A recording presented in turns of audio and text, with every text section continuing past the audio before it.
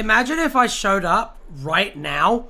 Wouldn't that be the fucking craziest? Welcome one and all to Tardis Wiki Roulette. Hello. Hello. It's the show where we Tardis a wiki. Roulette. How are we all doing today? Ryan, you're scary a bit. I have been told that many times. Like a shocking amount of times. Hello again. Hello again. Did I miss any? I probably missed some. Let me take a look.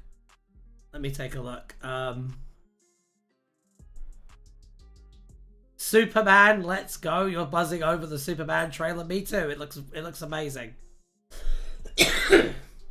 I completely agree. I'm buzzing over the Superman trailer too. Ryan, you're scary a bit. Craig, are you sick? Are you tired? Why, you had the worst morning ever? Oh no, mate. I'm sorry. Alright, let's add stuff to the wheel really quickly. Let's do the boring part. So the premise of this show is that we put stuff on this wheel here, and then the stuff that's on the wheel we put into the TARDIS wiki here, and then hopefully funny stuff happens. I'm trying to like get the explaining the premise of the show part as succinct as possible. Tradwife? You want me to put Tradwife in? Okay. The duck pond anomaly. I can do that. I can do that too. Talking about crypto, I love that the new crypto is like, he's a mutt. I love that he's not like a pedigree breed. It's kind of cool. Has a real like, has a real like rescue dog vibe. I am indeed the Tradwife host of TARDIS Wiki Roulette. That is true. That is true. I have been reliably informed to stay in the kitchen many times. That is true. The new crypto is based off of Gun's rescue dog. That is amazing. That is amazing. Yeah, no, I thought it was a very good trailer. I thought it was talking about cryptocurrency. Yeah, no, I was very impressed with it. I thought it was great. I loved Guy Gardner's bowl cut. It was a very good thing. And it's funny because on my trending thing on YouTube, when you're a YouTuber, like a YouTube partner, you get this thing called trends, and what it does is it tells you basically what video to make next, and it's begging me to make DC content. Basically, and it says very high interest in DC content from your audience, so expect more DC content soon. William Hartnell is Harriet Tubman, so I am a full supporter of James Gunn going forward. God damn it, William Hartnell as Harriet Tubman. Jesus. Do we have everything added to the wheel? I think we have everything added to the wheel. I think, yeah, it looks like we do. Guy Gardner will forever be cursed with the yee ass haircut. It's true. It's true. I hate DC if that changes your choices. Why? Why do you hate DC? Why do you hate DC? I feel like, Najawin, you strike me as a Valiant Comics person. Am I correct? Are you a Valiant stan? Are you more of an Image Comics person? Like, what's your jam? What's your jab? The thing is, I know that like you hate DC, but like, what do I strike you as? You strike me as someone who's really into Howland Moore. That's what you strike me as. Have you watched Romeo and Juliet? Yes, I have. Yes, I have. My favorite thing about Romeo and Juliet is that Lemmy Kilmister from Motorhead is like the Greek chorus in it. That's my favorite thing. And I love that the new Superman movie is going to be made by a trauma guy. I love that DC is being run by a trauma guy. And it brings a lot of joy to my heart. We should probably spin the wheel soon. But yes, I liked the... Why do you hate... I largely just hate comics in general. Well, I mean, you still have TARDIS Wiki Roulette. You still have the Doctor Who content. But the YouTube is asking me to make to make DC Comics videos, and it is my job now. So maybe if Doctor Who was like 1.5 times more popular, I'd be able to just make Doctor Who content. DC is not as good as the new norm.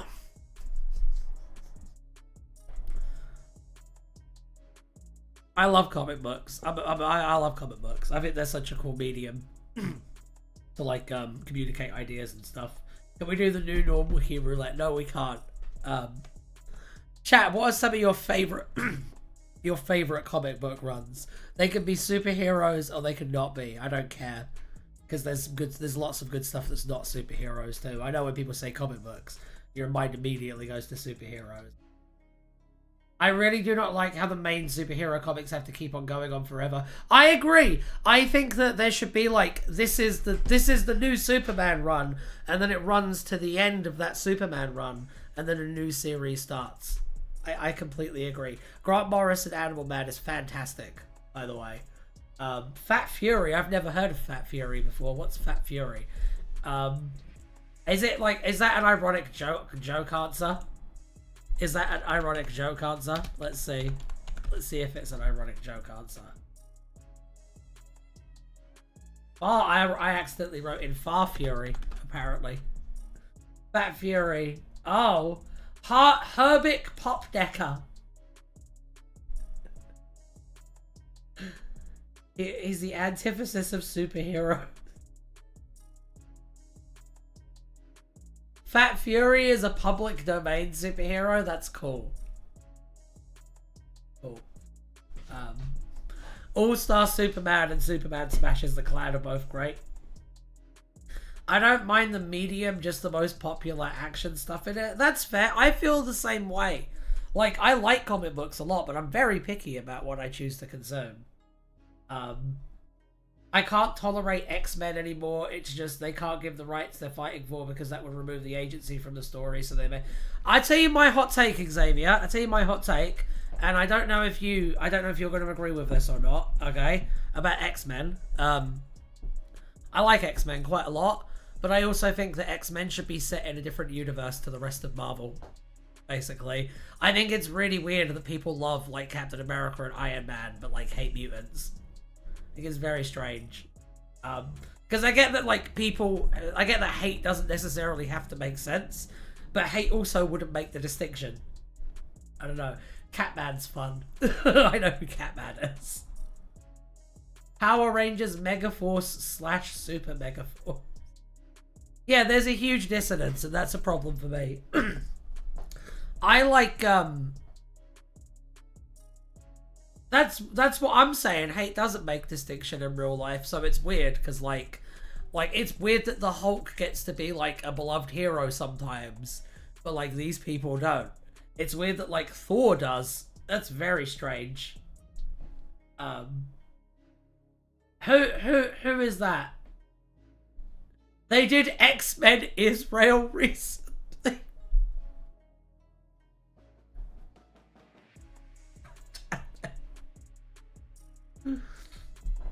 I think the peak of superhero comics, like mainstream action adventure superhero comics, okay? I think the peak of that genre was the early to late 70s.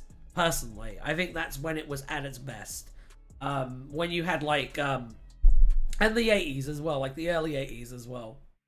And it can't be nostalgia because I wasn't even alive back then, shockingly enough.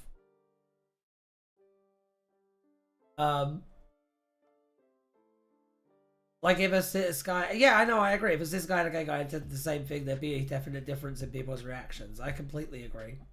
You're just listing Super Sentai tapes, Craig. Yeah, the Sovereign Mutant Nation on Krakoa. They've been doing the Sovereign Mutant Nation thing since like the 80s, though. Like that's Chris Claremont did that stuff. That's not new. People just keep on acting like it's a new idea and making it into like the same idea in different permutations. I don't know, but it's the same idea. Started with Genosha. I don't know. But I like a lot of the Denny O'Neil stuff like the 70s. I like the Batman run from the 70s. I like Green Arrow and Green Lantern, Hard Traveling Heroes. That's a very good book. I really like the 1987 run on The Question as well. I think that's really good. So that's general. I think Justice League International is my favorite Justice League book. This should give you an idea of my taste in comic books. If you know, you know. You do want to check out the 28 Days Later ones. That's fair.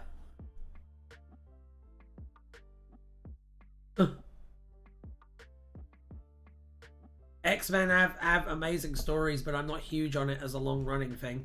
I think that all superhero stuff should have a definitive beginning, middle, and end. One of my favorite runs of comics ever is the Authorities original run. Even though like a horrible person made it, it's still great. Because at the end of the 12th issue, at the end of like a natural stopping point for an arc, like the series basically ends and then starts again, and it's essentially treated as like a reboot. And like continuity is there and happens, but at the same time, like it's not important to any of the stories that are happening in that moment. I really like that run in terms of how to do like a mainstream action comic in a way that doesn't become fucking exhausting after a while. I would probably recommend that.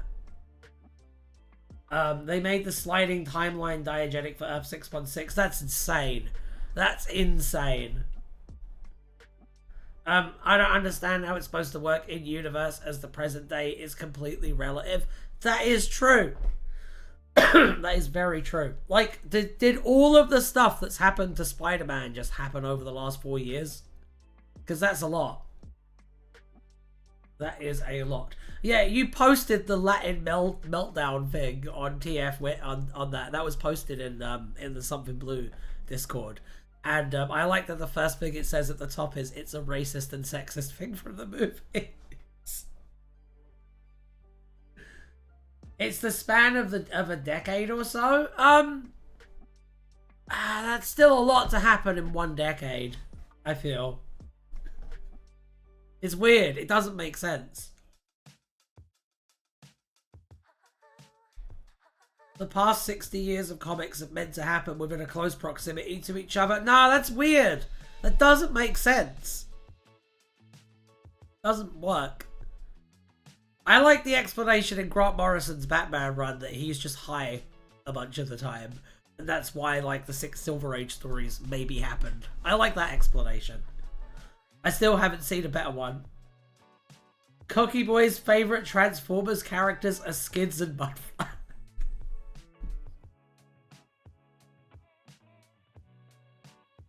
I didn't say that Johnny 5 is the best one.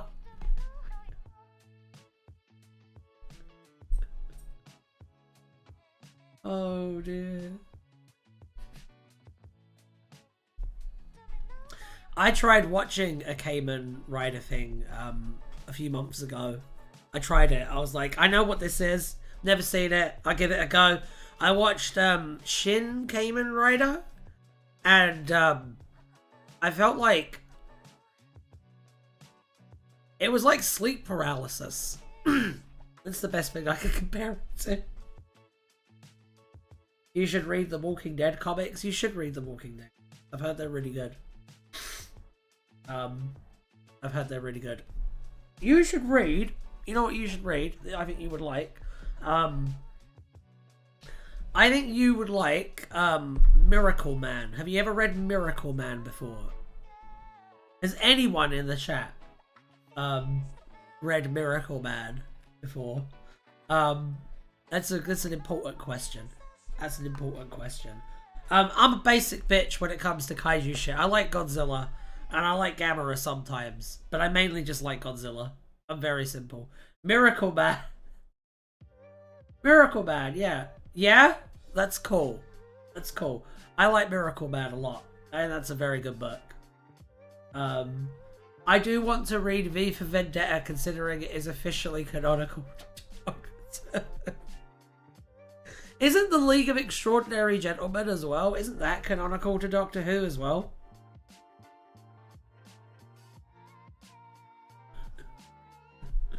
I'm listing Ultramans. Detective Chimp is good as well. I like Detective Chimp too. Where's our Detective Chimp movie? That's what I want to know. I say that, I feel like anything's possible now. I want a question movie. I want specifically a question movie adapting the 1987 comic run. Be amazing. Specifically, where's our Alan movie? That's a good question. Where is our Alan movie? When is Tardis Wiki Roulette the movie coming out? Godzilla -1 is fucking incredible. I love that movie. That's like absolutely amazing. Ryan, will we spin the wheel at some point today? No. Now that you've said that, no. Now I'm going to stretch it out as long as I can on purpose. Marvel x DC crossover, but it's Hitmonkey and Detective Chimp. It's funny. Okay. So, are we ready to do spins and such? I think we should probably actually do spins and such. Personally. I've got a cold. Has anyone else got a cold? It sucks. Remember, we're doing a Christmas Eve episode too, like an extra special Christmas Eve episode. I might even wear an amusing hat for it. Who knows? I do want to watch that Godzilla film. It's really good. You should. It's very good. The last 2 Japanese Godzilla movies have been incredible. Did you see a suggestion? Quality Universe? Yes, I did, and I did put it on the wheel as well. I did in fact do that. Okay, Alan! Wind beneath my wings, my stalwart partner in adventure, life, and occasionally love. What are we doing today? Are we spinning the wheel? Yeah, baby.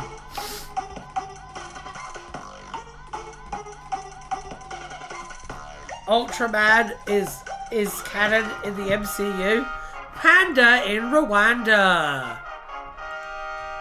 Off to a fantastic start, I see. 253 things. During the Christmas Eve episode, Ryan will watch The New Norm. When are we getting Godzilla? Why?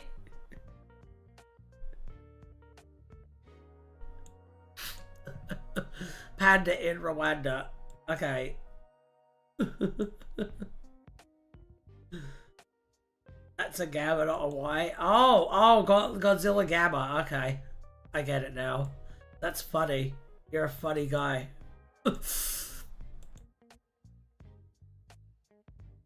We did the illustration, not the in-universe film. That's true! Godzilla +1. He's happy this time. Oh, dear. Now you got me thinking, what would Godzilla's stat block on D&D look like? That's what I want to know next. Like, would you make his movement speed really high or really low? Good question. Let's go to the Tardis Wiki before we go on another tangent. Godzilla Hilbert space.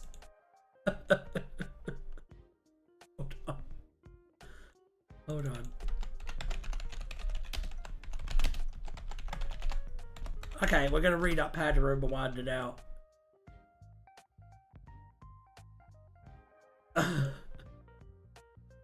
I've seen Godzilla vs. Bambi. Mighty Joe Young. What's Godzilla Hilbert space?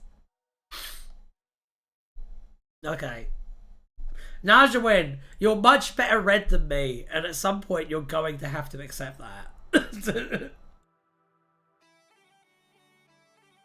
I think we should get on topic. Fuck no. Why would we do that? Why would we? Have you ever known us to knowingly, willingly get on topic? Ever? We will be dragged, kicking and screaming onto the topic, as is tradition.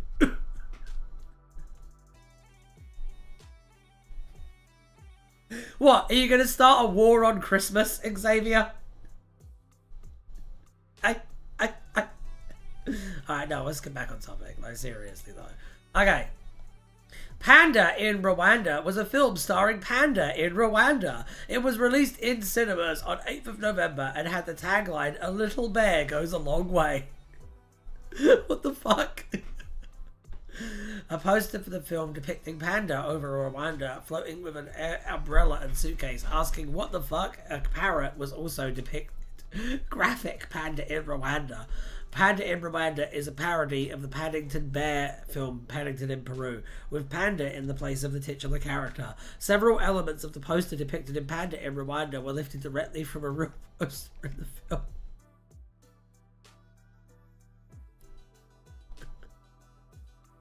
Let's look at this.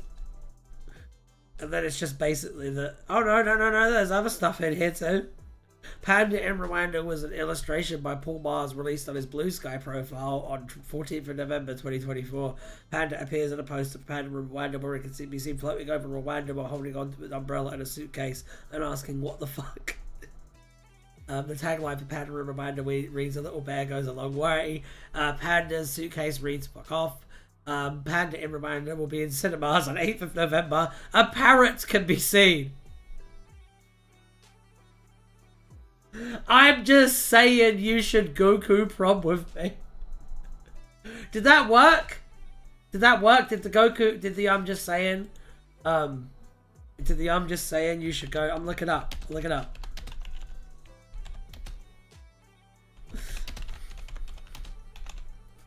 Let's find out if it worked.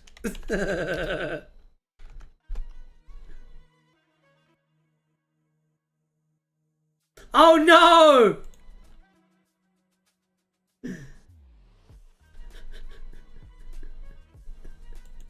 Hang on. Wait, stupid Opera GX. Use Opera GX by the way. It's a good browser, allegedly. It has loads of bells and whistles, that makes it good. How it works. There we go. That's how...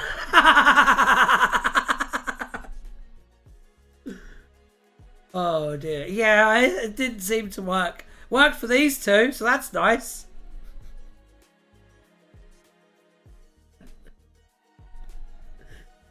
Oh dear.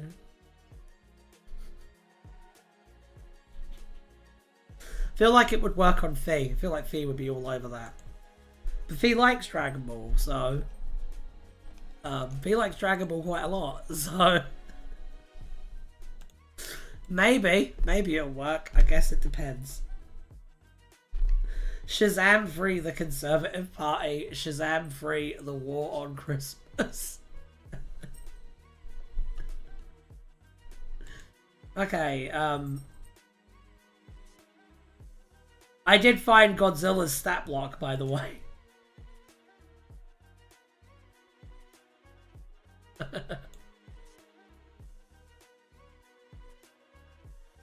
I've learned a lesson on how to war against Christmas from the USA. I should invade a third world country.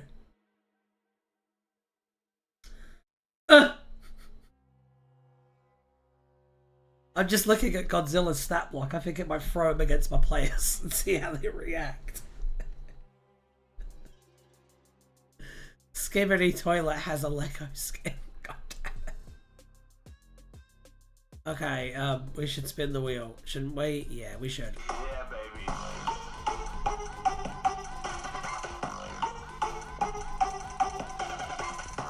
Well, a character from it. Bargain of the Mask. Oh. This has a distinct whiff of faction paradox shit to me. Let's see. I was fucking right. Ha! I'm wise to your tricks now. It's been long enough. I can tell on instinct what this shit is.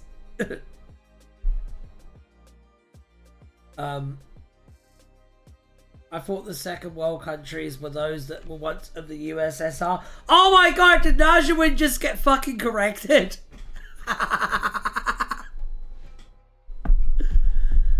Oh god. Don't try and crawl back from that now.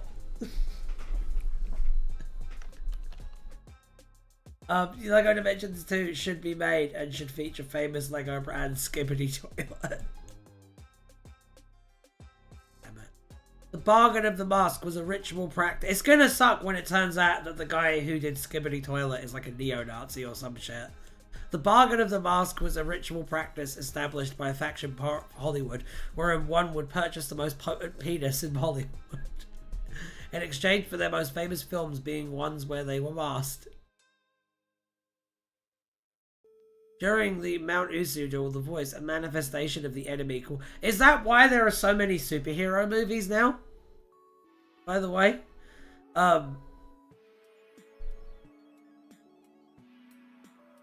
he literally is the Skibbity Toilet guy. Is literally a racist. There we go. There we go. I believe that's where they. This page is cool, by the way. This is a good page. Shazam free Lego time.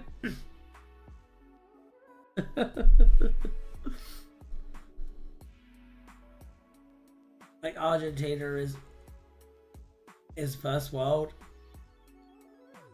That's why there's first world countries who aren't NATO. Yeah. I don't know. During the Mount Usu duel, the voice, a manifestation of the enemy called the Scourge, Hermes. Oh, is that meant to be? Is Harvey Weinstein? Is Harvey Weinstein? Tell me. No? Okay.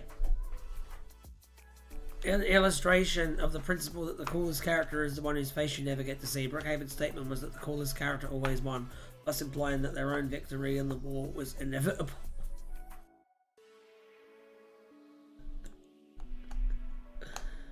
Oh dear.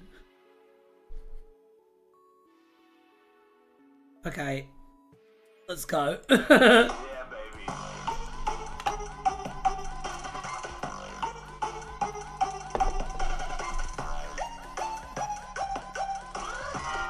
Facial wipes. Yeah. Shazam free. Shazam. Oh god. All right, let's look this up.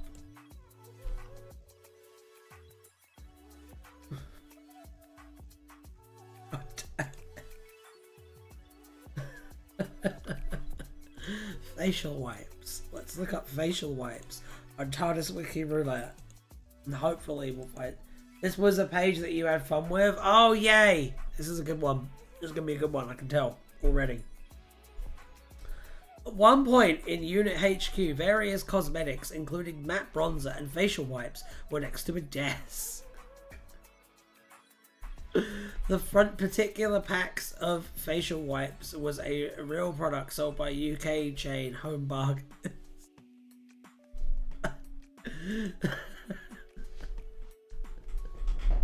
It's good. It's really funny. We should probably go to the wheel again now. I love these. These are some of my favorite pages. I'm impressed that you were able to identify the actual brand new. Oh dear. Yeah, baby.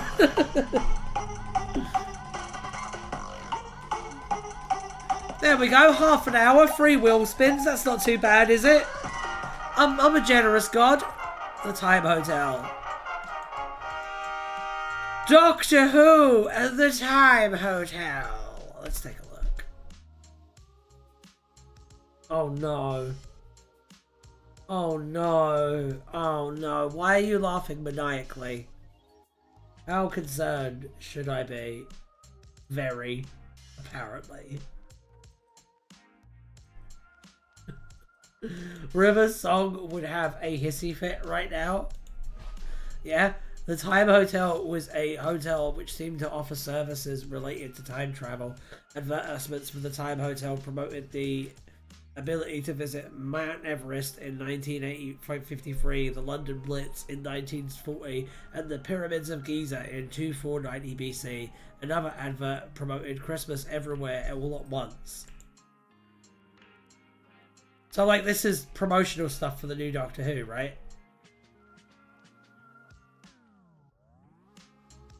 This definitely won't be relevant in about 6 days. I know.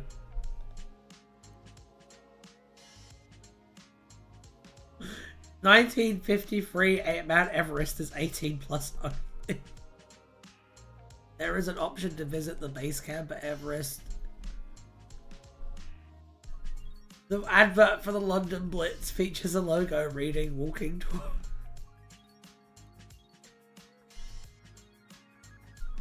All the fun and none of the danger of the Blitz. Jesus.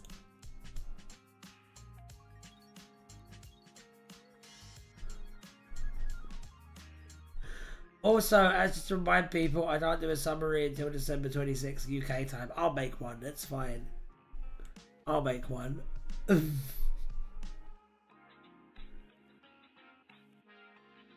Alright, let's go.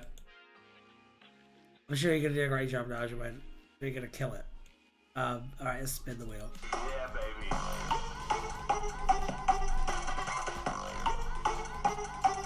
Alright, here we go. Yaz's tips, getting rid of a body. What the fuck is this?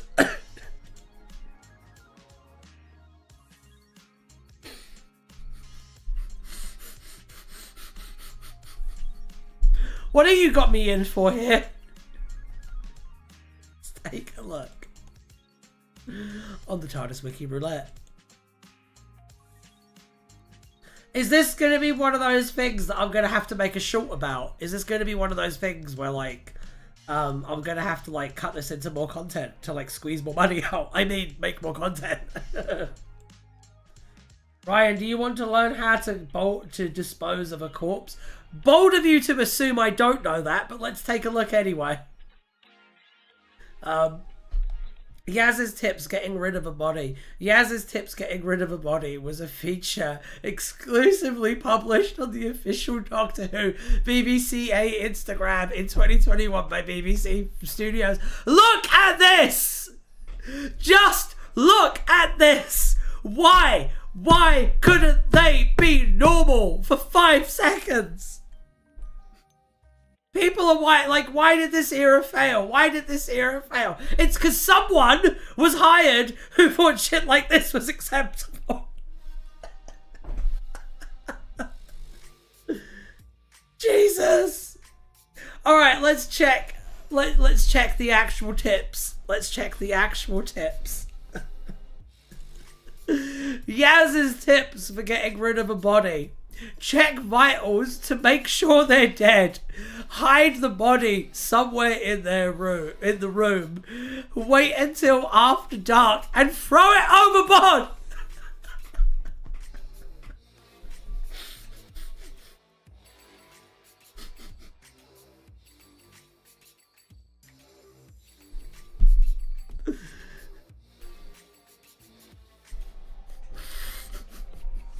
What the fuck?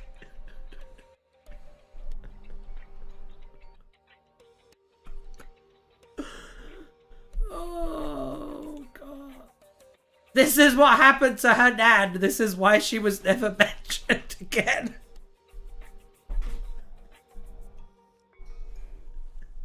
What I want to know is, well, like, it says check vitals to make sure they're dead. What if they're not dead? Do you continue on to step 2? Oh. That's what I want to know. That's what I want to know. Did Yaz confess to Moida? No, of course she didn't. Alright. Yeah, I'm definitely having that. Did someone actually do this though? I could have made a really horrible joke there and I didn't. And I want you all to respect the restraint that I have in not making the obvious joke there. If you know, you know.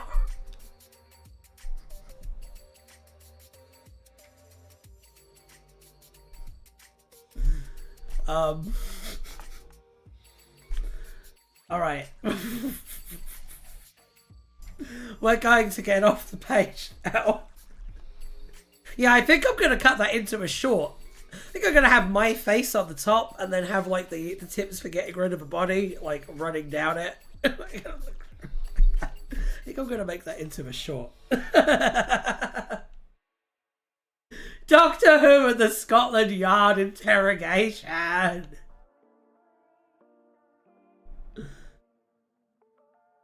Reminder that a good deal of the AC doesn't work and it's actually dangerous to try. What's the AC? Do you mean Yaz's tips for getting rid of a body, Nash? What do you mean? Do you mean her armor class? Yeah, baby. Alan thinks so, apparently. Alright, let's get another wheel spin. ACD's nuts!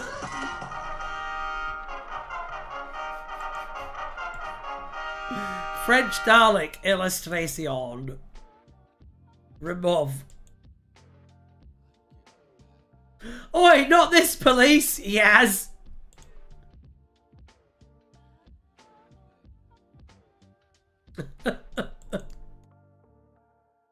God damn it. Lots of glorious non-narratives today.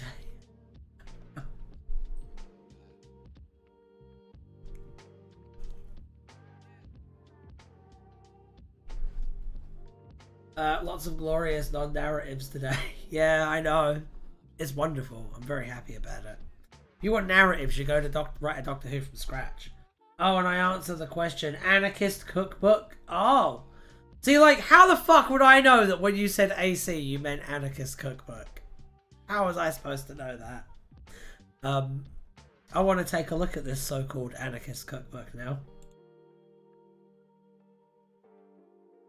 I mentioned it above. I don't read all the comments. I do sometimes miss some. Alright. Oh, okay.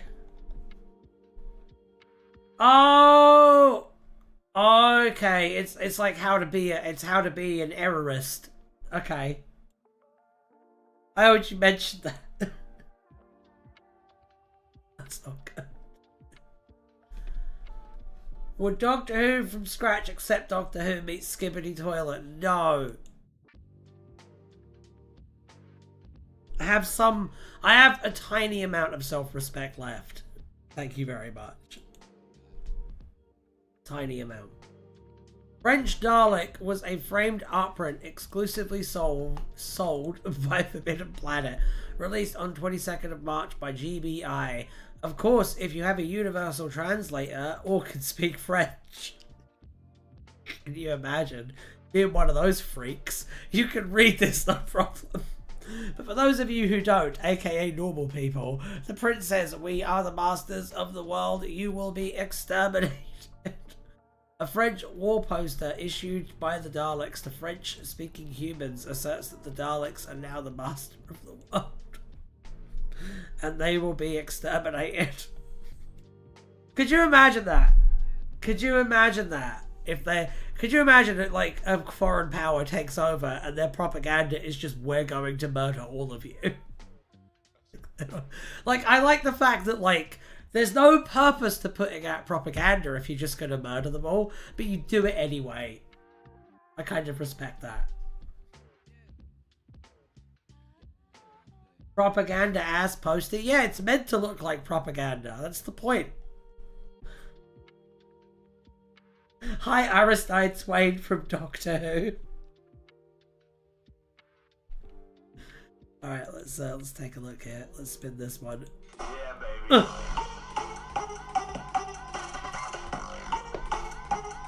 Oh. Ooh, Pinball Wizard. Ever since I was a young boy, played the silver ball from Soho down to Brighton. I must have played them all. Take a look.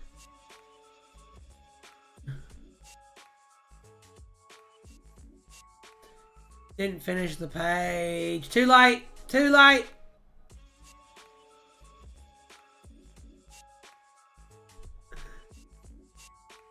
The poster is evidently meant to be as if you were plucked straight from the 2150s Dalek Invasion of Earth as first seen in the Dalek Invasion of Earth. There we go. I finished the fucking page.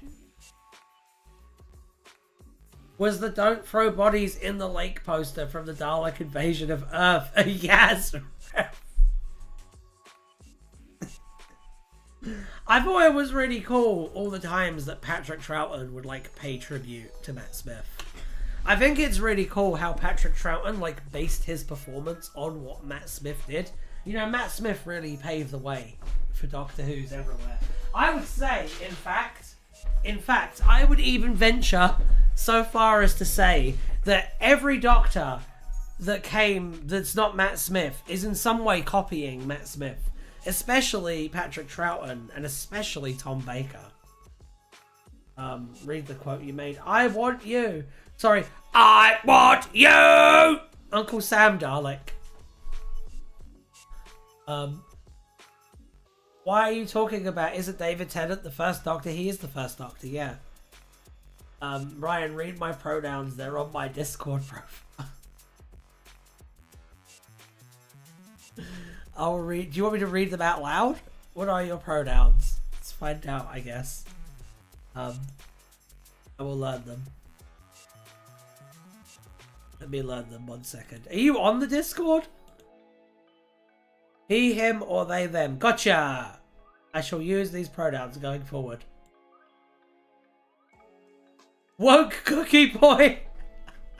3 people just turned off when I said pronouns. Oh my god.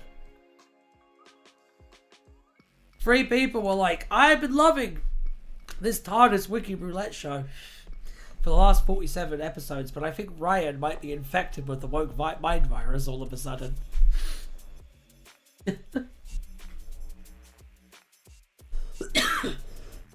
I am willing to sail, I just don't have a clue how to raise mast.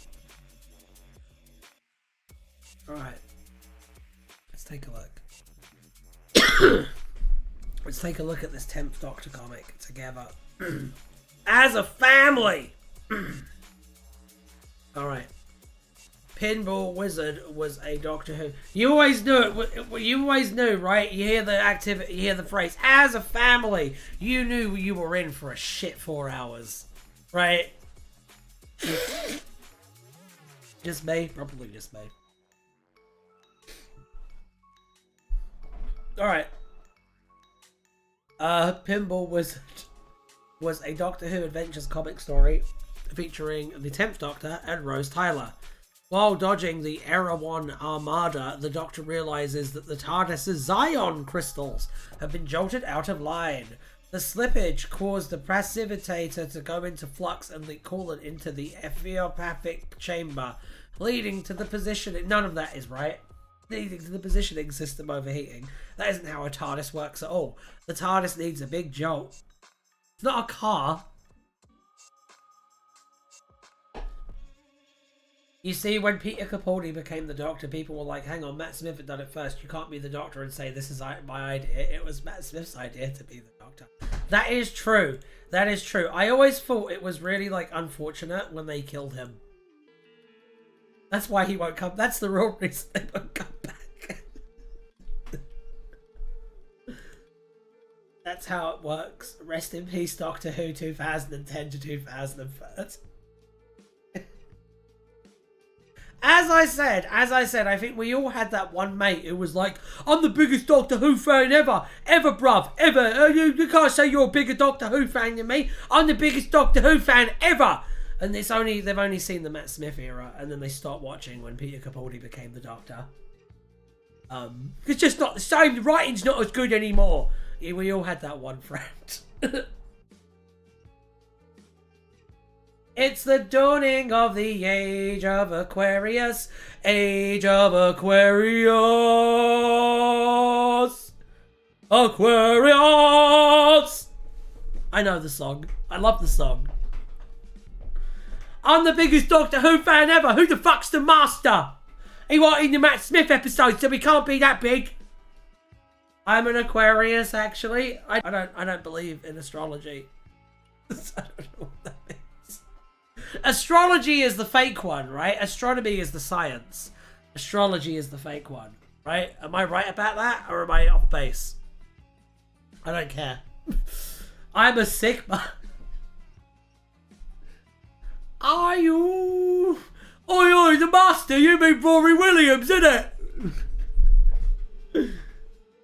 To be fair, they also liked Tennant. They just refused to go to Capaldi because they couldn't crush on him.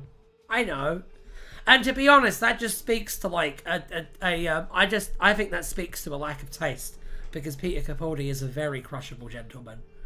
I don't follow astrology, but in my experience, it's mostly harmless, and the internet has a hate boner for it. Yeah. I just think it's cringe. I don't, like, hate it. I just acknowledge that it's not real, and I think it's a bit cringe. That's all. But I'm literally into witchcraft, so I can't judge anyone. I'm the biggest Doctor Who fan. Who the fuck is the Doctor? I remember on the Backlash Matt got, when they introduced him on Doctor Who Confidential and Zero build up like he was some random person that got off the street to interview. That's actually how he was cast. We're really lucky it worked out. The Capaldi Doctor is a very crushable gentleman. Davros as he sets up the giant press trap.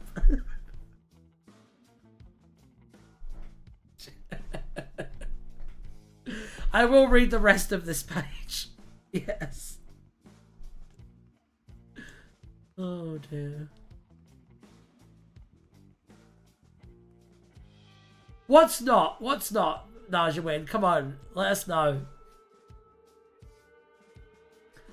13th Doctor introduction, the day that Doctor Who got woke.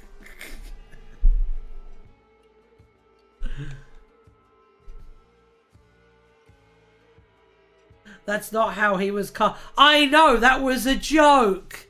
That was a joke. That was a funny comment I made to elicit a cheap laugh. And I literally came up with it as I was saying as I was reading out the message. What's a joke? People actually believe that. I can believe that. I can believe that. Najawin is always such a giggle box. Yeah, you're a real barrel of laughs, Najawin. No, we're affectionate. We're affectionate. We love you, Najawin. You're the best. Thank you for educating me on geopolitics. I'm doing Baldur's Mates tonight, by the way, Najawin and Craig. The rest of you should join. It's going to be a good time. Watch me try to straddle a tiefling fighter with fucking main character syndrome. It's a good time. Gangster's Paradise. Where did Gangster's Paradise come from? It's a decent enough song, but where'd that come from? He said he was flabbergasted like 5 times in that interview. It says it on the page. Hang on, we're doing this. If there's a reference to Gangster's Paradise by Coolio in this page, then I'll read it. Oh my god! I'm looking. What white person thought that was a good idea? Let's find out in a few seconds. Oh dear.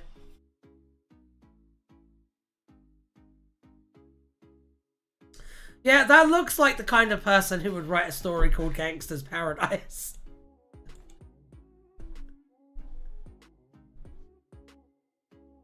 Oh dear. Alan Barnes is cancelled. Heard it here first, folks. Check your crack ship. What's your crack ship? Rogue and Ricky from My So-Called Life. Do you think Coolio saw this comic? I will send it to him. I will send that comic to Coolio.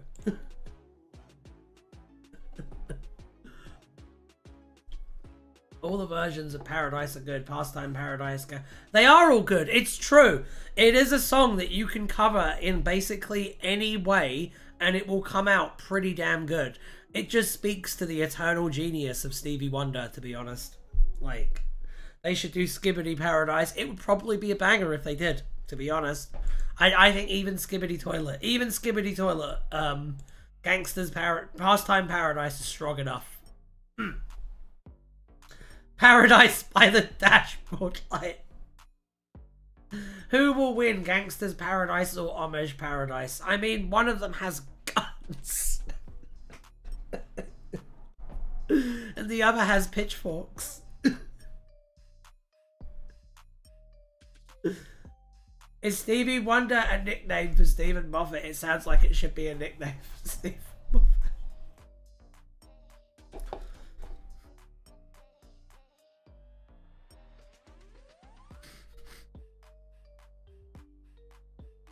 Amish Paradise is better. No, it isn't. No, it isn't. It is not better. Gangster's Paradise save lives, man. You don't know. You don't know. You weren't there, man. You weren't there, Craig the Panda. And you know what? Weird Al would agree with me.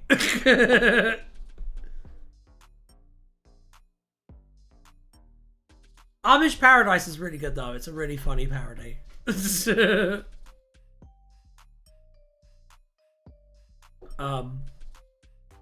one of his really good ones. You weren't there in the final years of the Time War. The Doctor and Rose watch Track R Ball play the game, but Rose mistakenly gets to play the game instead of Joyce Tick.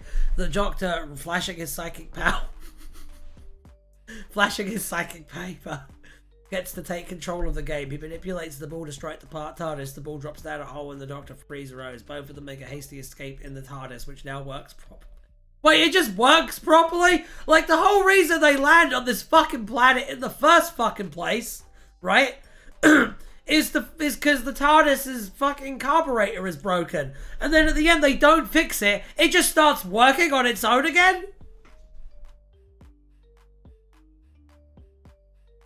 The thing I learned is, everyone goes like, oh, the Doctor Who comics are amazing. Oh, the Doctor Who comics have some of the best stuff in there. They might, but there's a lot of this too. There's a lot of this shit. And I tell you what, I read The Flood intending to be like, oh, this is the most hyped up, fucking gassed up, like fucking Cybermen design. Every single Whotuber who I trust, every single white male Whotuber who I trust has said this is an amazing comic. You should check it out. I check it out, and the first thing that I fucking see is a fucking Asian dude getting hate crimed by the companion who I'm supposed to feel sympathy for, and then it just gets worse from there. Also, those Cybermen designs look like you could just push them over and fucking break them. So no, they're not cool. There we go. You've either better than they should be, or this is generic slop. Or, in the case of The Flood, this is racist slop. Because I would point out that, like, that family is basically just used to make a bad racist joke and then killed by Cybermen. And they don't get brought back. And Destry learns nothing.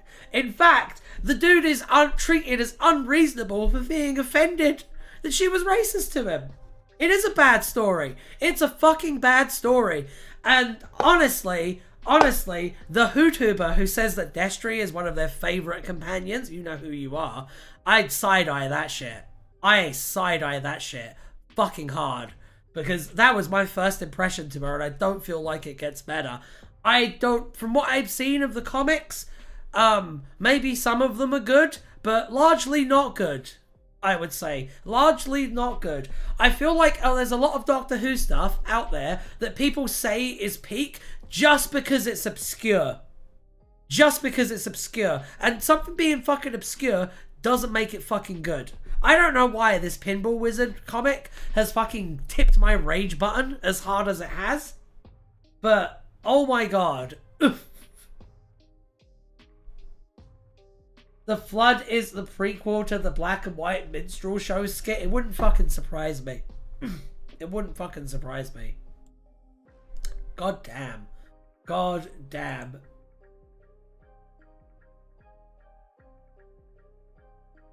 I'm pretty sure that was his first impression to her as well.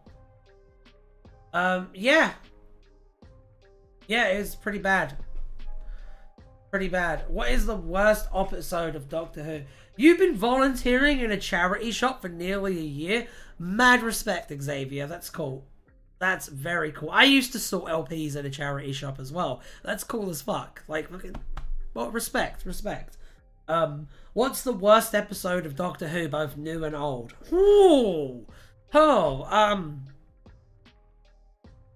You found more? Yeah, you will. You will. The worst thing is, when I did it and I showed the people there, they were like, oh, just put them back on. You know, a lot of our clientele is old. Like, that makes it okay.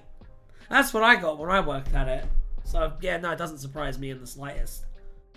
I don't know what Whotuber you're talking about, and I'm too afraid to ask. You can ask me in the DMs if you want. I don't want to... Who's your... Who... L-O-S-T-D-S... Who? L-O-T-S-D. Oh, are you talking about episodes of Doctor Who?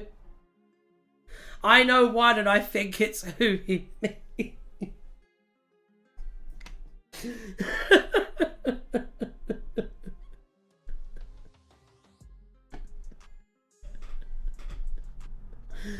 Oh dear. So there's this thing in the Doctor Who creator community where you can do like really heinous shit, but if you openly criticize each other, you're the bad guy, no matter what the person actually did that warranted the criticism. And I don't want to be the bad guy.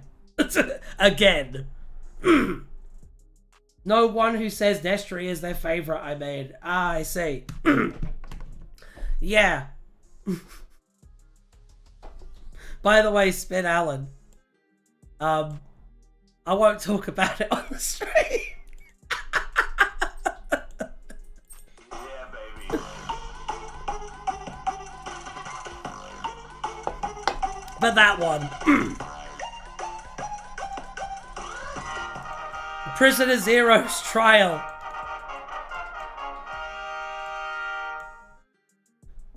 Alright.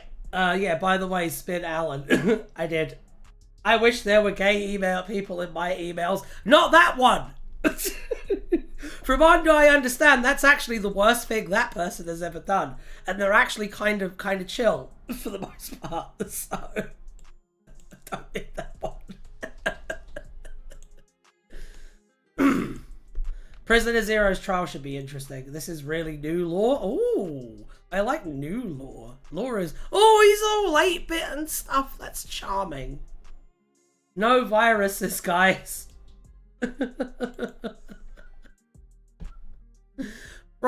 Prisoner Zero was found innocent at the trial of the century at the Icelandic Alliance.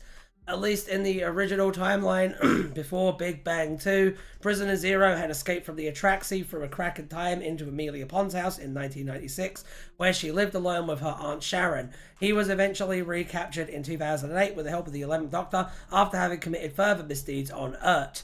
In the new timeline, created when the 11th Doctor piloted the Pandorica into the heart of his exploding TARDIS, Amy's parents were returned to history, and the crack in her bedroom wall retroactively sealed up. The Prisoner Zero insisted that they had done nothing wrong in the first place, and were simply being persecuted for their comedy route. After the trial, which took place at the Icelandic Alliance, Prisoner Zero's exoneration was reported on in issue 30139 Appleseed of the Timey-Wimey on page 05. I can't believe that. I can't believe that, like, Prisoner Zero was just an innocent stand-up comedian. Oh, dear. The trial of the century at the Icelandic Alliance. I love that. I love that they didn't even do anything wrong. It's really funny. That's really funny. It's a good page. Yeah, baby.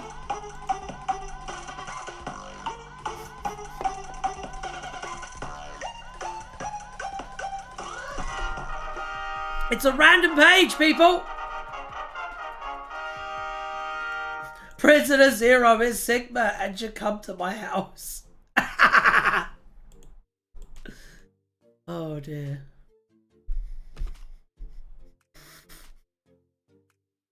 Wait, why did I just put Prisoner Zero's trial in there again? What's wrong with me?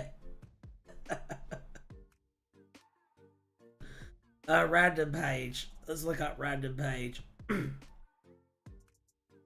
Bramhall Lane appeared on Jade McIntyre's map of spider activity within the Sheffield area. Yay!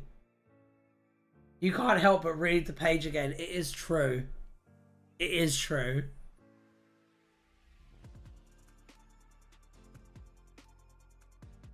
I find these pages fun. I like these pages too. I really like these pages.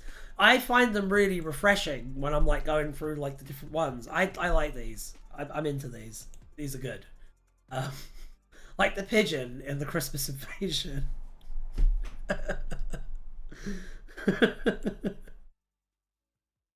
All right, let's go. Yeah, baby. I enjoy them. I think they're good. I'm on Cookie Boy's side on this one. Time is everything. It's a TV story that I don't remember. The gloves didn't fit because Prisoner Zero shape-shifted. Oh, that was a quality joke, Megan. That was so good. That was incredible. Like, literally incredible. Well done. Best joke on TardisWiki Wiki and Roulette. And I'm including ones that I've made in that. Well done. If this stream gets 3 likes, I will become Shazam in the new Shazam. Why aren't you liking the fucking stream? Like the stream. Alright. Oh, they're not. Oh, yeah.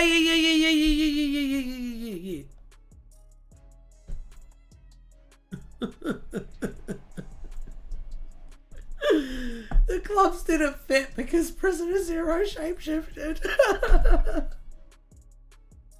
Don't dislike the video. Well, actually, you can dislike if you want. It still counts as an interaction.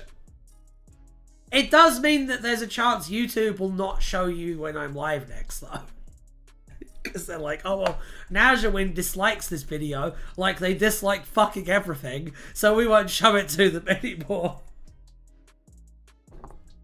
Yes! Like that video. Do it. It helps me out. No, I won't fucking watch the black and white minstrel crossover. I won't do it. I won't do it.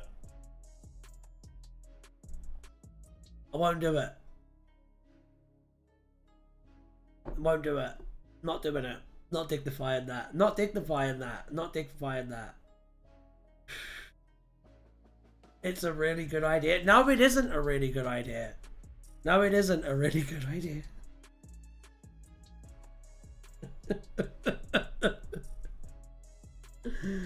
Oh dear. It's not a good idea. Blackface is never a good idea. Just ask that. I gotta stop now.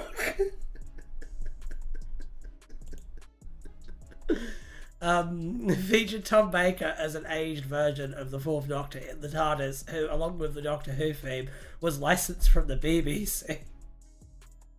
But I have black people in my emails. It's okay.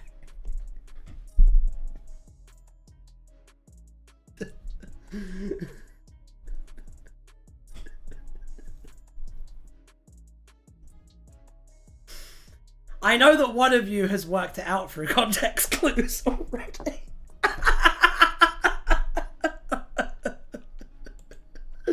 How the Fourth Doctor. Oh dear, it's not bad, it's just funny. Yeah. The curator. Yeah, it does look like the curator, you're right. I'm pretty sure I know who it is.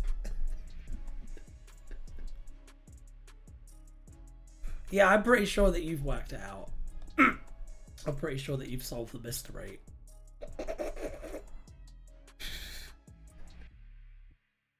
I wonder why he looks like the curator. Well, there's this thing called aging. Maybe the actors are brothers. That's really funny. That's really funny.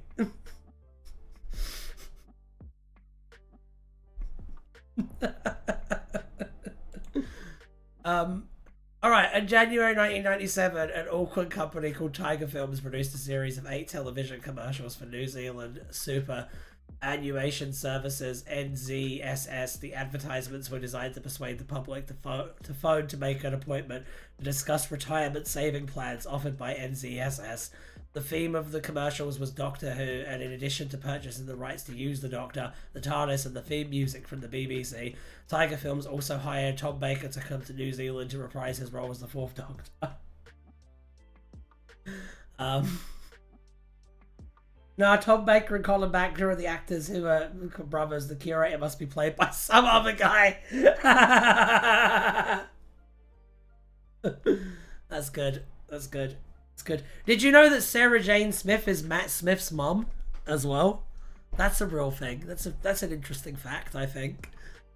Fourth Doctor steps into his TARDIS for some sort of heated battle, stopping to point his sonic screwdriver at the outside through the TARDIS door as he walks over to the console. As he does so, he explains that one must always be ready for the future.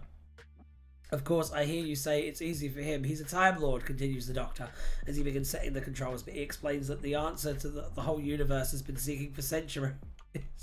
In truth lies with the New England Superannuation Services, whose telephone number he shows on the TARDIS scanner screen.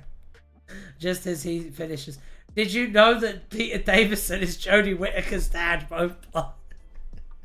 That's really funny. I like the idea that he is her dad because it makes him being like, I think boys lose a role model like 10 times funnier.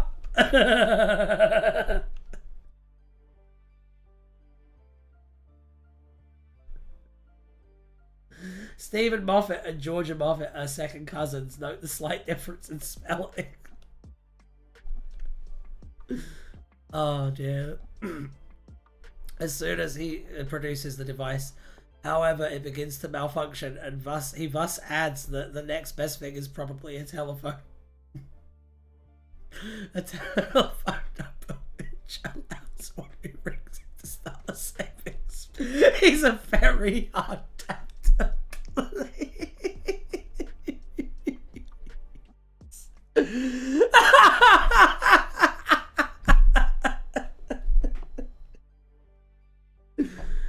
He's like the only Doctor Who actor that I feel like I wouldn't want to be. He doesn't seem like an asshole. He just seems like he wouldn't have time for my shit. And I respect that, but I also don't want any of it. Peter Davison is absolutely a Sigma, yes.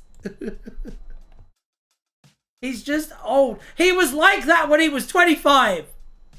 He had that energy when he was playing Doctor Who.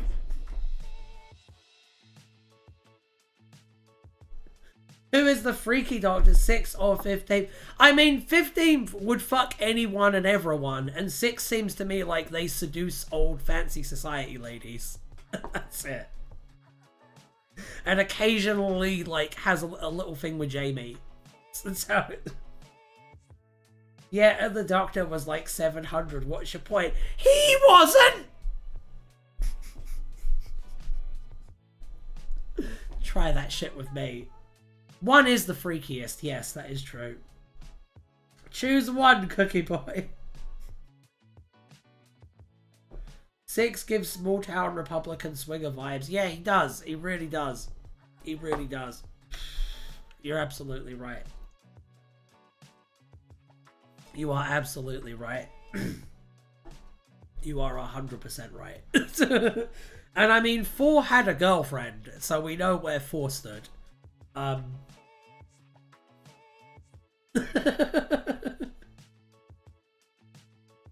15 has big city nightlife vibes, much healthier. Yeah, that's true.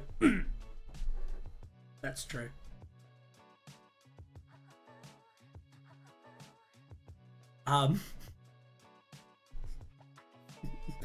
Meanwhile, the 11th Doctor seems like he wants to ban sex. I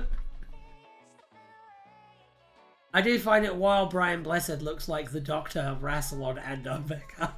It's pretty impressive, yeah. Alright, we're going to do another page. I feel like this one's run its comedic course, to be honest. Yeah, baby. Let's take a look. Shall we?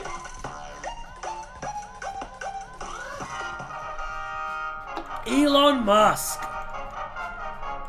That guy. How dare live chat what did live chat censor? Oh no. Did you say something mean about our Lord and Savior? The guy from the North. Thank God for Elon Musk and his shitpost memes, eh?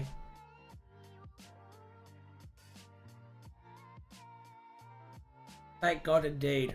Elon Musk was a rival to Adiyami Lawal's company. He was suspected by Carl of projecting the landscape of someone's unconscious mind, although it wasn't actually Musk who was responsible. Inflicting Christmas. In 348309, Donald Trump named one of the cockroaches Elon, as it reminded him of the old days. Twitch is less strict, yes, Twitch is a lot less strict. In real life, Musk was married to Doctor Who guest, to Lula Riley, from 2010 to 2012, and again from 2013 to 2016. Yeah, other facts about him that we don't need to know. Because it doesn't matter. Spin the wheel. Yeah, baby.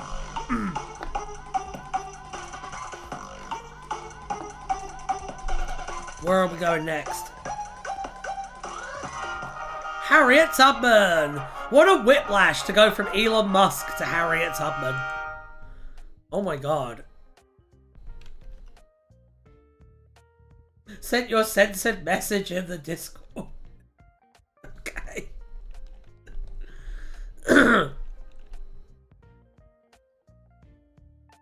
She's also apparently the person who encouraged him to buy Twitter. Harriet Tubman? Why the fuck doesn't Harriet Tubman have a TARDIS Wiki page? What the fuck?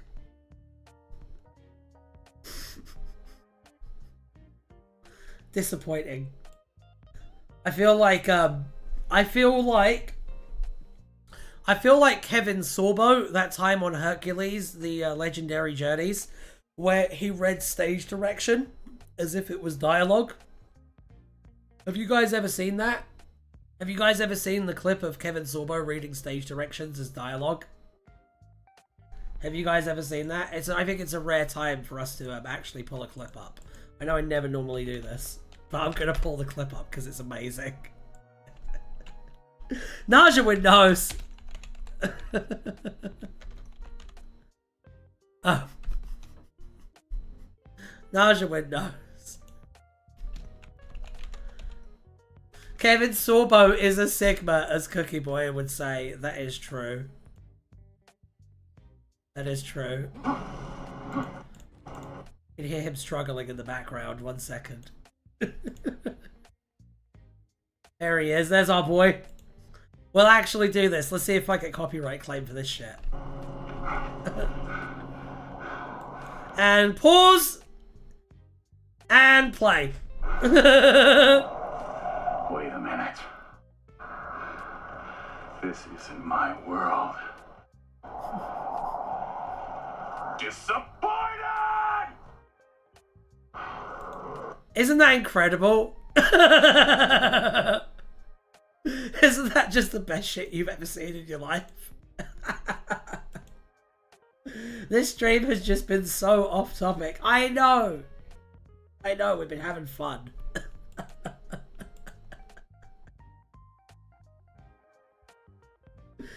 Alright, we're gonna spin the wheel again. Wait, do we have a result that we haven't looked at? Oh yeah, landed on Harriet Tubman. No one, yeah, literally no one watches TardisWiki Wiki Roulette for the actual wiki stuff.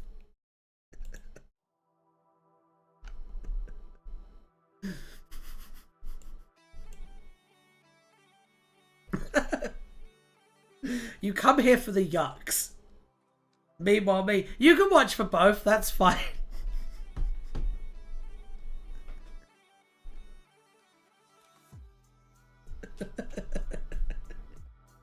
I always felt like the actual appeal of the show was to getting to sticking it to the woke mob.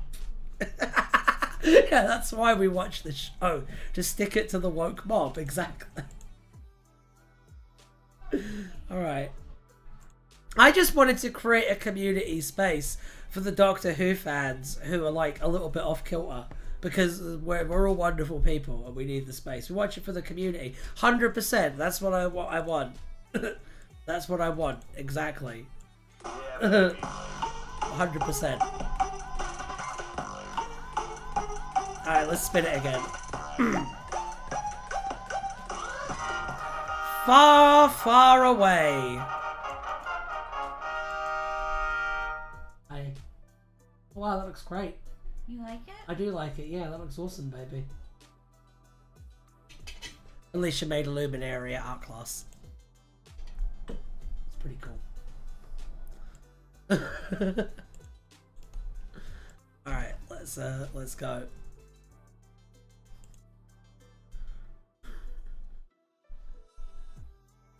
Far, far away was a location which contained Metal Luna, which in turn contained Altair 4, somewhere once visited by the Fourth Doctor. The name is an obvious play on the phrase far, far away. The planet far away would later be mentioned in the Book of the War. I watch it because Cookie Boy sets me up Clockwork Orange stuff and forces me to watch it. Let's spin the wheel again.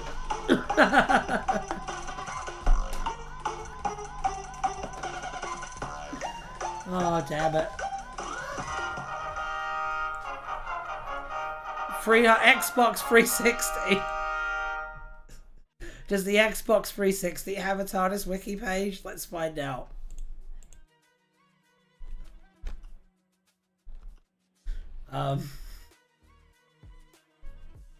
Alright, let's do this.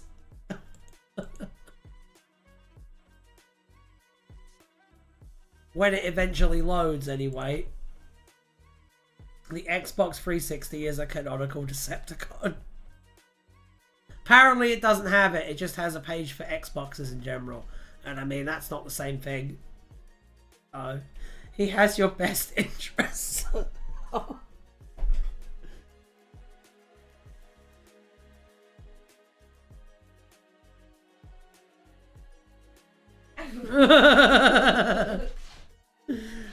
Fee's here, everyone. Everyone say hi to Fee. Don't acknowledge me!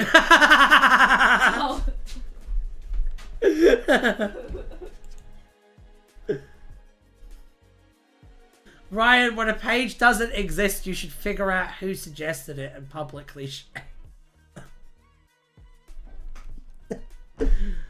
Oh dear, let's spin the wheel again.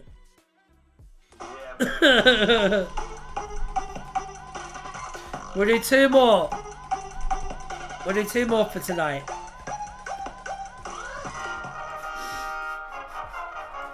Oh, for fuck's sake. Of course it's a goddamn novel. Why do I say words?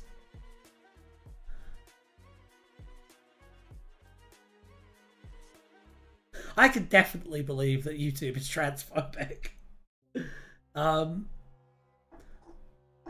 I am just off today. I'm sorry you're off. You will seize me, Craig. What did Craig do? Oh! Oh! Yeah, Felicia's back, by the way.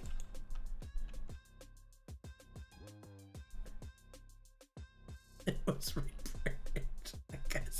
I guess it was reprinted. 10 Little Aliens was the 53rd novel in the BBC Past Doctor Adventure series. It was written by Stephen Cole, yada yada yada. Let's get to the behind the scenes bit, because that's what's really interesting.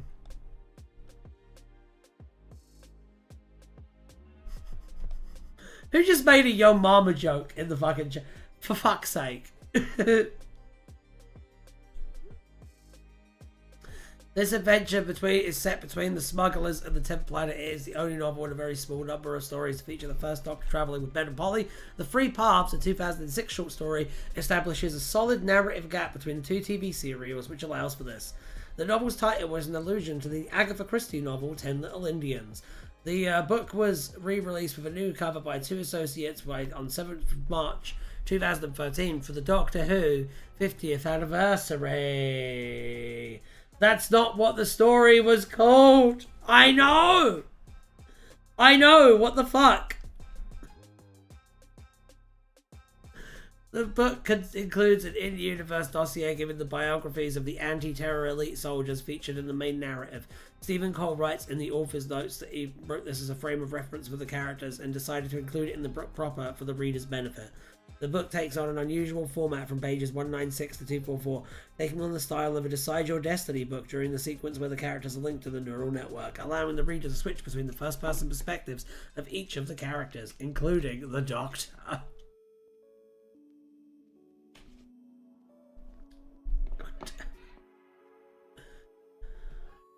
Woke Tardis Wiki erasing history. True enough. What are you sending me a link for now, Craig? What is it? Going to ignore it. Yeah, baby. You know I'm gonna ignore it too.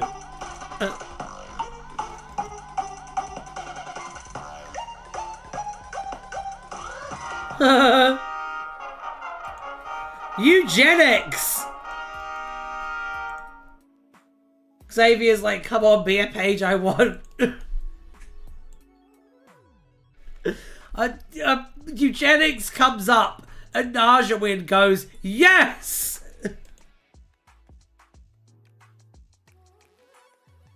Xavier, you like eugenics, right?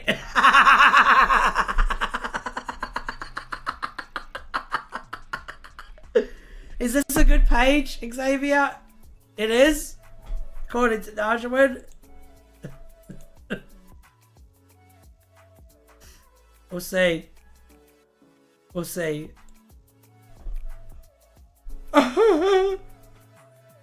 Get wrecked, kid.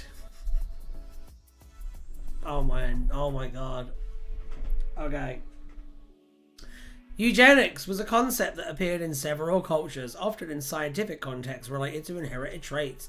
The Silurians considered the pure eugenics of their race to be their most sacrosanct principle, and interbreeding between clans, such as between land and sea dwellers, was considered punishable by death, with the eggs destroyed.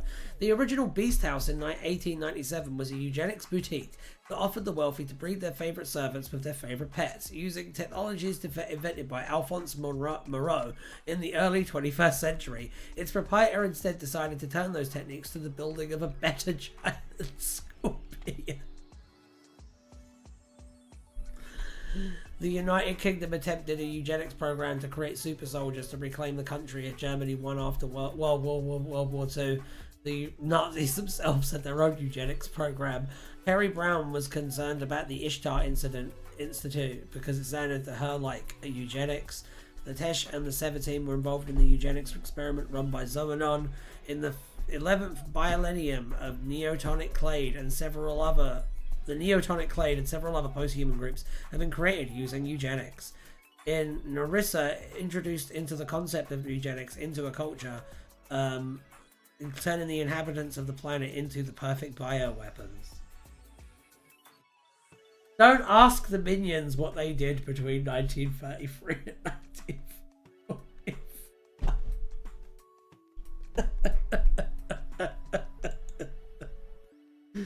Oh dear. Okay, well, this has been a wonderful TardisWiki Wiki Roulette. I will be streaming later on Wild Magic on Twitch. So come over there and find me there if you want to continue hanging out. To be fair, I was surprised. I know you should have more eugenics. I'll be back then. So yeah, I'll be streaming tonight, and then I'll be back on it's 19th today, so Christmas Eve. I will be back on Christmas Eve, if you can believe it. I'll be back on Christmas Eve to do the TardisWiki Wiki Roulette Christmas special. And there will be nothing but wheel spins and no jokes whatsoever. I promise you,